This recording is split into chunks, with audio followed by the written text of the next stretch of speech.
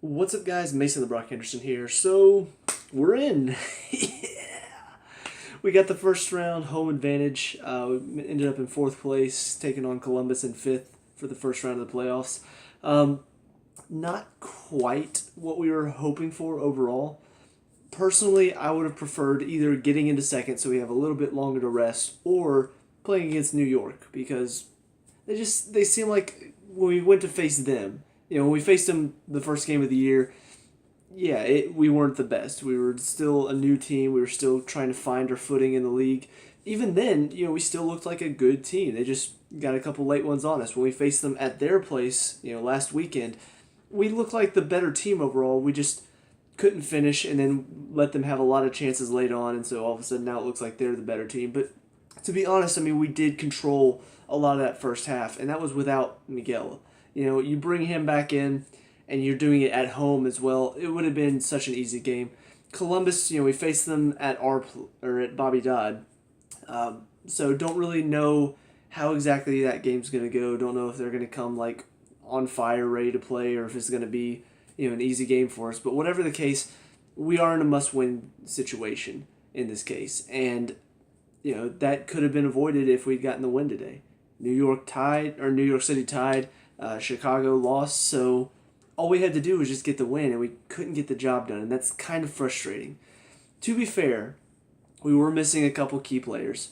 Perez was out, apparently accumulation, from what I hear. I wasn't aware that he was on accumulation. I thought he'd already served it. But yeah, so he wasn't able to play today, and Greg's still out as well. So we are missing a couple key players still. However, even with this mixed lineup, we went up against the number one team in the league and put in a pretty good performance. And I mean, it was a very exciting game to end off the season at Mercedes-Benz Stadium. Now we're in the playoffs at Mercedes-Benz Stadium. That's going to be super exciting. It was a lot of fun to watch. It was a very exciting game. I got to get out some of my frustrations along with, I think, the rest of the crowd. Of course, I don't know how many of them actually knew what we were booing at, but yeah, we booed the crap out of Michael Bradley and Josie Altidore the entire night. That was awesome. It sounds like a terrible thing to say. Oh, you booed people all night long. You're a terrible person. I'm sorry. They don't. They deserved it based on their performances for the national team. If you've watched my reviews of the national games, you know my frustration with both of them. So yeah, it was great to be able to get out that frustration. I don't know how much of the rest of the crowd knew or how much of them were just booing along with everybody else. I know there are a couple guys next to me who are just like, oh, we're just going to boo these guys for whatever? Okay, boo! I'm going to boo you next time I do a cookout. I'm just like, you guys don't know anything about football. Not American football. But yeah, so let's get into individual performances. You know what? Let's start off with the lineup first because it was an interesting lineup to say the least. We went with more of a 3-4-3 in this case. Kind of makes sense because one of our fullbacks is out. Kind of would like to see Mikey Ambrose get a start, but I guess he's still a young player. He hasn't had a whole lot of time to prove himself yet, so maybe there's still that kind of hesitancy to rely on such a young player in defense. But we went with a back three of Walks on the left side, Jeff in the middle, and then Michael on the right side. A pretty solid back three. Anton's got the pace to sort of keep up with anybody who's got a lot of speed going up top, like Giovinco.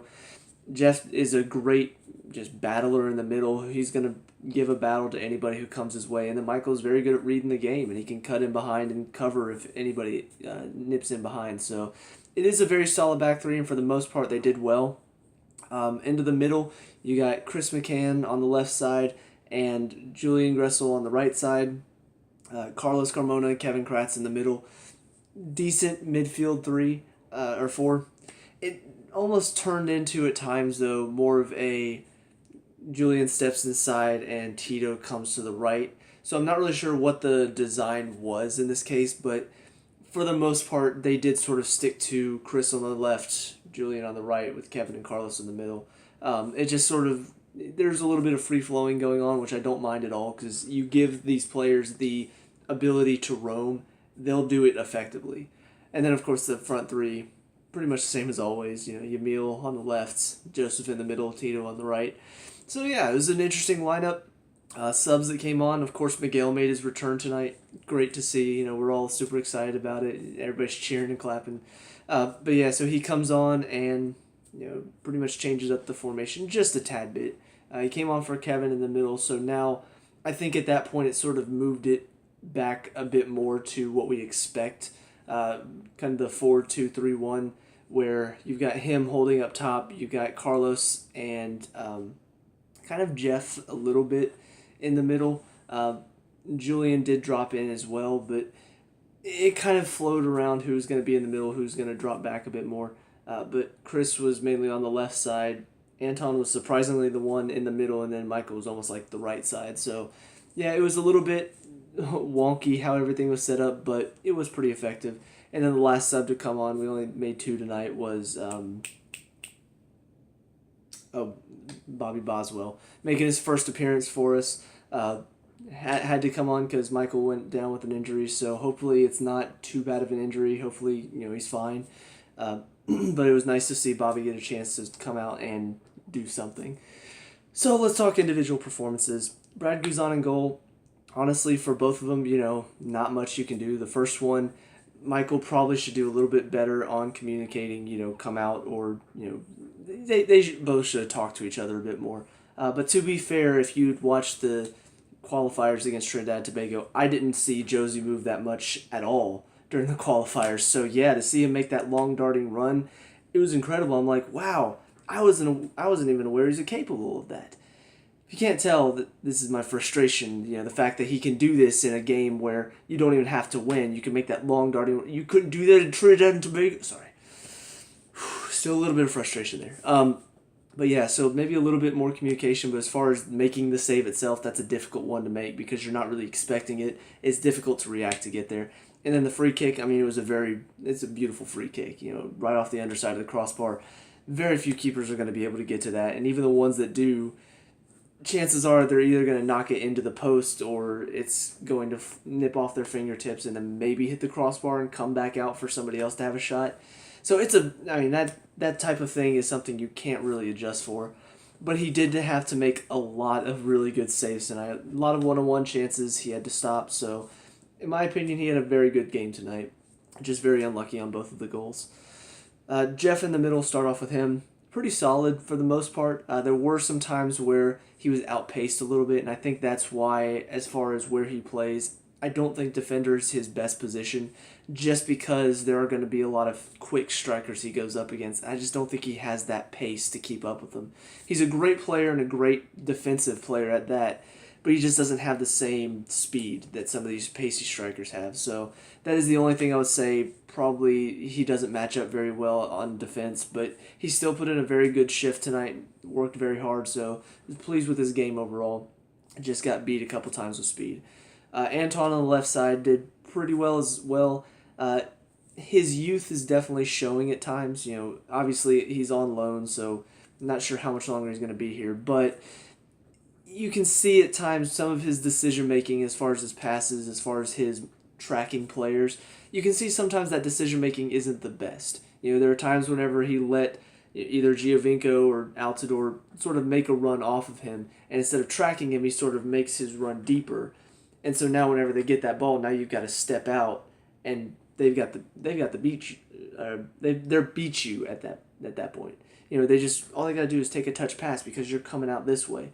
So I don't know, it just seemed like he was lost a couple times, and his passes, they were decent for the most part, but then he played a couple passes that just were not on at all, and so we ended up giving up the ball. So he had his moments, he had some good defensive moments, but then he had a couple brain fart moments as well. So kind of a back and forth night for him. And then Michael on the right side played pretty well for the most part. Just didn't make a whole lot of mistakes aside from the one, communicate with Brad Guzan. That was about it. Everything else, he put in a lot of good challenges. He's very good reading the game, like I said. He does a very good job at holding down that back line, especially whenever the other defenders are making mistakes or not tracking men. He does a very good job of coming over and covering for them. So, yeah, I was impressed with him tonight. Chris McCann on the left side did okay. He had a couple great balls played over the top. His passing is pretty good.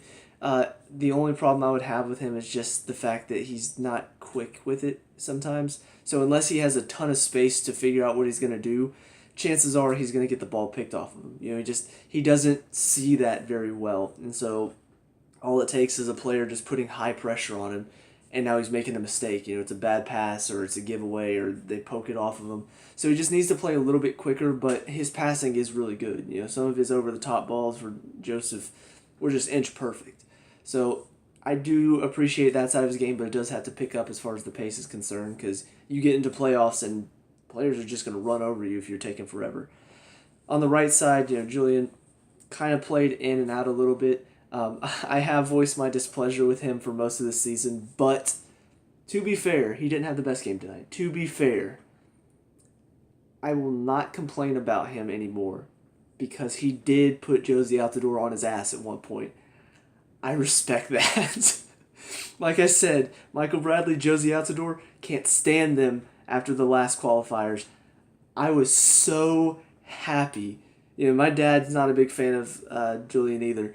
And so we both kind of looked at each other at that point. He just came over, straight up shouldered Altidore off the ball. Altidore hits the ground, and he's just down. We both looked at each other just like, okay, I can respect him. I can respect him now. That was brilliant. But aside from that, as far as his play is concerned, he had a few good moments, but he also had his bad moments as well, which is pretty much what I've come to expect from him. He has those moments where he does something really good, sets up a great play, and then he has some moments where he just gives the ball away, and now we're on the defense again. So, but like I said, I won't say anything else about him being out there because I will respect that. Putting it out to the door on his ass is just brilliant. And then Carlos and Kevin in the middle. Both of them played pretty well. Carlos had some very good defensive challenges. Kevin, I've always respected as a player just because of how hard he works. He keeps everything simple. He does work very hard to win the ball back. He's probably one of the smaller players on the pitch, and he's 30 years old. He's not one of the best players, but he sure looks like he is able to handle himself out there because of how hard he works. He just constantly pressure, and then when you give him the ball, he just plays a simple game. He doesn't try fancy flicks. He doesn't try back heels, anything like that. He's just, let me pick up this ball, let me play it out wide to some space, and now we've opened up the game, and now he can move it around. So I really do enjoy having Kevin on the field. So by the time he came off, it was a little disappointing just because I felt like at that point, you're bringing on Miguel, which is great, but you needed to keep somebody in the midfield who's going to shut down their midfield. Because that's what he was doing fairly well for the most part. Carlos was involved as well in shutting down the midfield, but Kevin was the one who was just all over, shutting people down, closing players down. It's what he does very well. And so I was a little bit disappointed that he was the one to come off. But, it is what it is. Coaches make their decision. But I was thoroughly impressed with him and Carlos. Yamil on the left side up top played pretty well again tonight. Just has those moments of hard work and determination and grit where he can fight through a challenge, he can dribble out of a challenge, but then also has his moments where it's a simple pass and he can't get it done. So, I don't know. It's very hard for me with him because I see the hard work that he puts in. I see all of that. I'm like, yes, that's brilliant. But then what he does with the ball sometimes is just so frustrating. And I'm just like, why is he out there? So, yeah, it's kind of back and forth. He's another player we have on loan. So it'll be interesting to see if we can manage to keep a hold of him. I think, if nothing else, I think the link up between him and Joseph, Miguel, Tito, those four working together, probably like the deadliest strike force in the MLS. So I really hope we do hold on to him just because they do link up play very well. But as far as, are they going to be able to get him back? Are they going to be able to buy him or get him back on loan? I don't know. But I do appreciate the hard work he puts in. I just wish his product was a little bit better. Tito on the right side, hard work from him for most of the night. There were a couple moments where he sort of turned off, and that's been kind of a thing in the past few games for him. There have been moments where he's been playing well, he's been putting hard pressure on people, he's been playing the ball around really well, but then all of a sudden he just sort of turns off. And it's just like, you can't turn off right now. We need you to close down the ball. We need you to be on the end of this pass. We don't need you to stand and watch.